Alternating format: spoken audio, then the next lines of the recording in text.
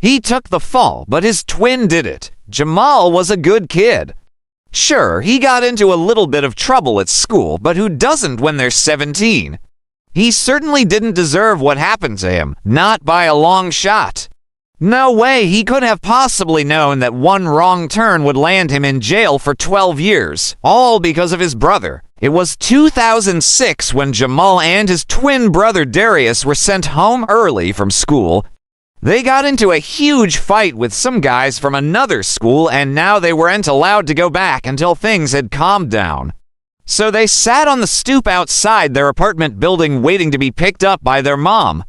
They had been arguing, so they weren't exactly chummy. And then suddenly, out of nowhere, some guys came running, pushing them onto the ground. "Empty your pockets," one of them said, shoving Darius. Then the other guy looked at Jamal and said, "You stay here. That was weird." So Jamal stayed quiet, sitting on the stoop as the others ran off with his brother and his stuff.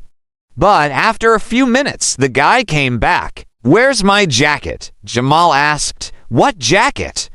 The guy sneered. "Don't play dumb. Give me back my jacket or I'll hurt you." Jamal swore he hadn't taken any jacket, but the guy wasn't having it.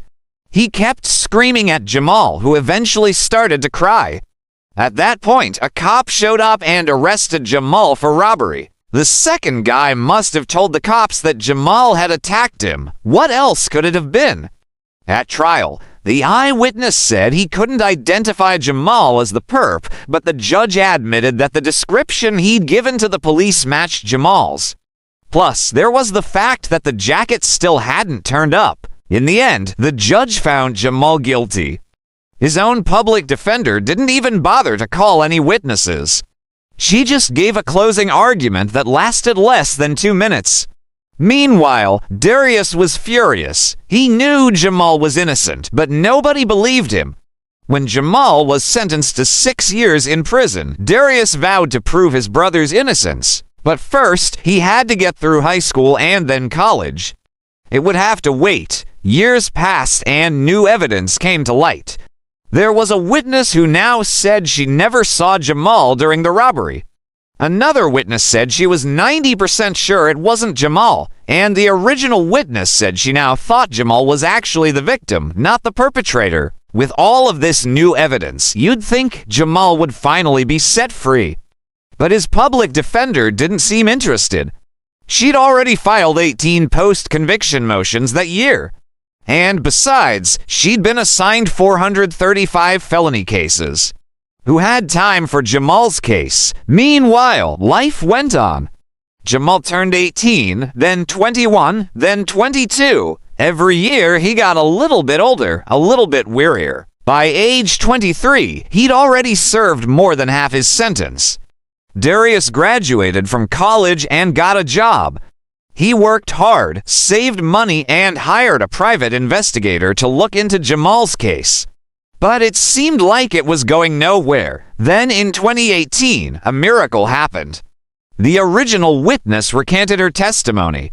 Finally, someone was telling the truth. This was the break Jamal needed. The Innocence Project took on his case pro bono, uncovered new DNA evidence, and proved Jamal didn't even have the guy's blood on his clothes.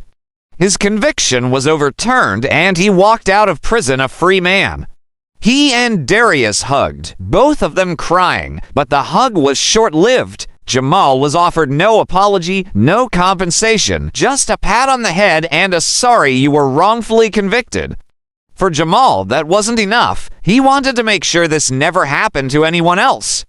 So he and Darius started speaking out, telling their story to anyone who would listen. Maybe someday the system will change and people will remember Jamal's name, not as the wrongfully convicted, but as the freed. Now you need to watch Wrongfully Convicted. Cops frame an innocent man, or watch Wrongly Convicted. He served 27 years in prison.